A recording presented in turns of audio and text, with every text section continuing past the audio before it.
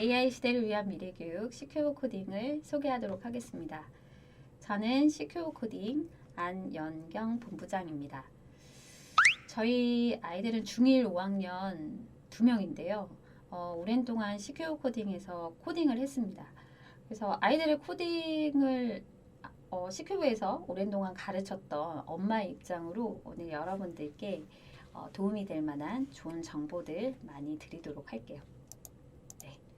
그럼 저희 C큐브 코딩을 좀 소개할 건데요. 저희 C큐브 코딩은 여기 이름이 의미하는 것 자체가 세 개의 C로 만들어낸 큐브입니다. 이 세 개의 C는 Combination of Knowledge, 즉 융합 지식, 그 다음에 Creativity, 그러니까 창의와 관련되어 있는 사고죠. 그 다음에 콜라보레이션, 비인지 역량 중에 이런 태도와 관련되어 있는, 그래서 이걸 다시 정리해 보면 이런 다양한 지식을 융합해서 창의적으로 사고할 수 있게 하고요. 그 다음에 협력적 태도를 기를 수 있도록 다양한 프로젝트를 진행해 보게 합니다. 이렇게 해서 우리 아이들을 미래 인재로 키우는 게 바로 저희 C큐브 코딩의 목표입니다. 그럼 미래 인재에 대한 이야기를 좀 드려볼 건데요. 미래 인재라서 미래에 대한 이야기와 인재에 대한 이야기를 좀 드리려고 합니다. 미래는 이렇게 5개 키워드로 좀 설명을 드릴 건데요. 일단 우리 아이들은 첫 번째로 롤모델이 없어요. 롤모델이 없다는 건 자기 스스로가 롤모델이 되어야 하고, 그러니까 누구처럼 하면 돼야지 이게 아니라 스스로 다른 방식으로 다르게 개척하면서 삶을 살아야 되는 현실에 있습니다. 그리고 교육이 그런 상황에서 되게 중요할 수밖에 없는데요. 여전히 20세기형 학교에서 또 과거의 컨텐츠들을 중심으로 오랜 동안 변하지 않는 방식으로 교육을 받고 있고요. 그리고 옆집 아이가 아닌 로봇 인공지능과 경쟁을 해야 하는, 정말 슬픈 현실이죠. 그래서 일자리의 위기 이런 것들은 지금 굉장히 많이들 이야기하고 있어요. 그리고 급격히 인구가 줄어드는 시대에서 정보통신 기술을 기반으로 한 사회를 움직이는, 세상을 움직이는 핵심을 내가 가지고 있는지 아닌지에 따라서 굉장히 극단적으로 양극화되는 사회를 살아가게 됩니다. 아이들이 살아갈 미래가 완전 핑크빛은 아닌 것 같아요. 하지만 이런 사회에서도 우리 아이들이 잘 살아남고 또 행복할 수 있게 하기 위해서 인재가 돼야 되겠죠. 그래서 미래에서 요구하는 인재들이 어떤 역량을 필요로 하는지 또 키워드로 살펴보도록 하겠습니다. 일단 첫 번째는 정보 편집 능력입니다. 정보를 잘 습득하는, 즉 공부를 잘하는 능력을 넘어서서 이제는 자기에게 필요한 정보를 찾아내고 편집하고 가공해서 활용하는 능력이 필요하고요.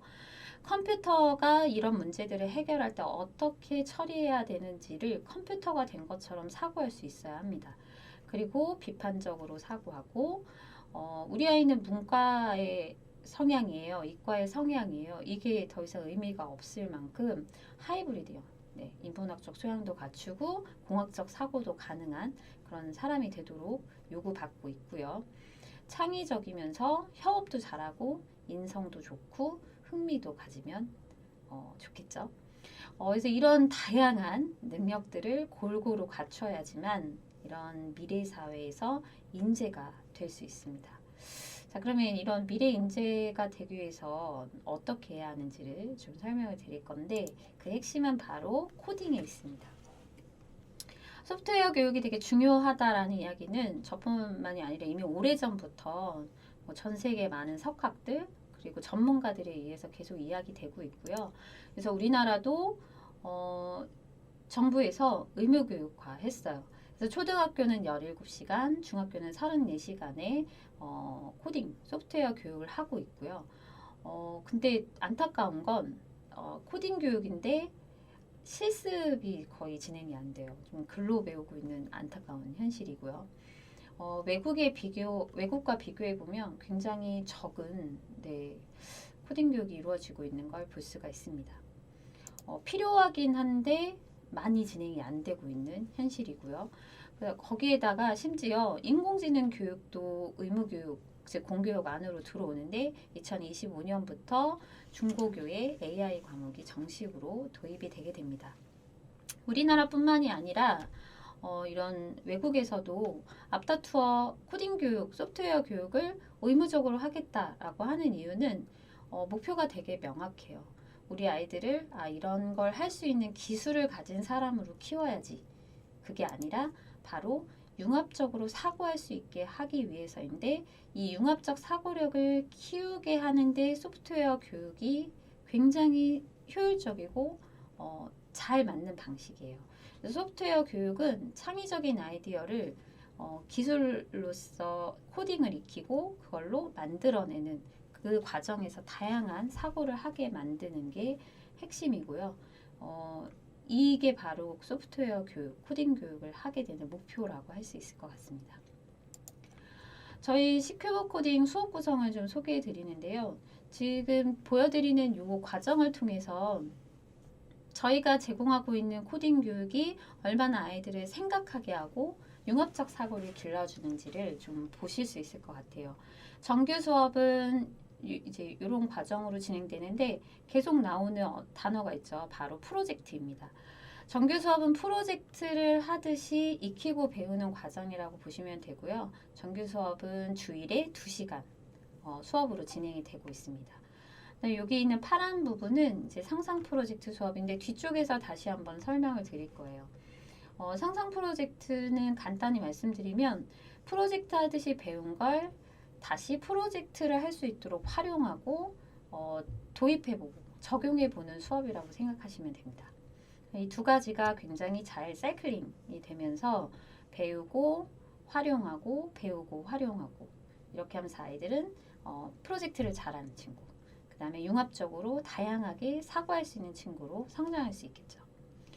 저희 시큐브 코딩 커리큘럼을 좀 보실 건데요. 지금부터는 저희 시큐브 코딩이 다른 학원들과 많이 다르다고 이야기하세요. 보내시는 어머님들은 그런 말씀을 하시는데 뭐가 다른지를 한 3가지 정도로 설명을 드리려고 합니다. 그 첫 번째가 바로 커리큘럼인데요. 일단 뭔가 되게 체계적이다, 많다 이런 느낌이 딱 드시죠. 네, 지금 제가 보여드리는 이 커리큘럼은 각각이 한 6개월 정도 돼요. 그래서 이게 다 이렇게 추려보시면 12년이 넘는 커리큘럼인데 이거를 다 들으셔야 되는 건 아니고요.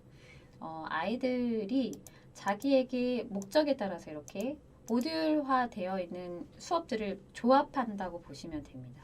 레고 블록을 조립해서 무언가 자기가 원하는 걸 만들듯이 이 수업 트랙들을 구성해서 자기에게 맞는 커리큘럼으로 구성하는 것, 코스를 만드는 것, 이게 가장 핵심이고 저희 시큐브 코딩의 가장 큰 특장점은 이 다양한 모듈화된 커리큘럼을 통해서 나에게 맞는 최적의 코스를 제공할 수 있다는 데 있습니다. 그 다음에 두 번째는 아까 앞서 말씀드렸던 프로젝트를 많이 시킨다인데요. 지금 보시면 아이들이 이 프로젝트를 트레이닝하는 상상 프로젝트에서는 티칭이 없어요. 그러니까 가르치고 다시 주입받아서 내용을 얻는 수업이 아니라 내가 알고 있는 것들을 자꾸 프로젝트로 끄집어내고 발현해보고 응용해 볼 수 있도록 하는데 그 목적이 있습니다. 그래서 여기서 제공되는 다양한 활동들은 알고리즘 트레이닝 하는 것도 있고요. 프로젝트를 하기 위해서 인사이트를 찾기 위해서 비디오를 본다든지 많이 쓰기 연습도 하고 이런 다양한 활동들로 구성이 되어 있고요. 이거는 오프라인에서도 제공 가능하지만 온라인으로도 가능해요. 오프라인 방식과 온라인 방식 중에서는 요즘은 온라인 방식을 많이 선호하고 있습니다. 코로나 이후에 온라인 기반의 어떤 학습이 일어난다든지 스스로 무언가를 하는 활동들이 점차 중요해지고 있어요. 그래서 그것들을 익숙하게 하고 트레이닝하는 의미도 굉장히 중요하고요. 그 다음에 제일 중요한 건 마무리. 오프라인이든 온라인이든 자기가 연습한 여러 가지 프로젝트 혹은 연구 활동들은 이렇게 연구 노트로 매주 차곡차곡 작성시키고 있고 전담 매니저 선생님이 그 아이들의 연구 노트를 보면서 연구 활동에 대한 구체적인 피드백을 지속적으로 제공해주는 방식이에요. 그래서 일상적으로 프로젝트를 계속 연습시키게 하고 그 목적은 누구나 프로젝트를 할 수 있는 역량을 기르고 실전적으로 내가 문제를 해결해 볼 수 있도록 하는 경험을 쌓아주는 데 있습니다. 세 번째 특장점은 바로 교육 컨텐츠 자체인데요. 앞쪽에 보여드렸던 모듈도 오랜 동안 연구되고 검증을 통해서 만들어진 트랙들이에요. 근데 거기에 멈추지 않고 저희가 이제 글로벌 기업인 유니티랑 함께 협력해서 만든 새로운 개념의 이런 코딩 교육 플랫폼도 런칭하고 있고요. 그냥 언어를 잘 배워 이런 단순한 목적이 아니라 자기가 직접 이런 컨텐츠, 게임 컨텐츠를 만들듯이 스스로 익히고 또 적용해 보면서 재미도 찾고 내가 배운 코딩이 어떻게 적용되는지를 바로바로 볼 수 있게 하는 이런 코드얼라이브 같은 컨텐츠도 지금 열심히 개발 중에 있고 또 출시돼서 수업으로 진행이 되고 있습니다. 그래서 저희가 다른 데서 제공할 수 없는 특별한 코딩 경험, 그다음에 다른 교육을 만들어낼 수 있는 게 바로 이 컨텐츠에 있습니다. 이렇게 세 가지 저희 시큐어 코딩의 차별화된 특장점을 좀 설명을 드렸고요. 이제 이 좀 결론으로 가야 될 것 같아요.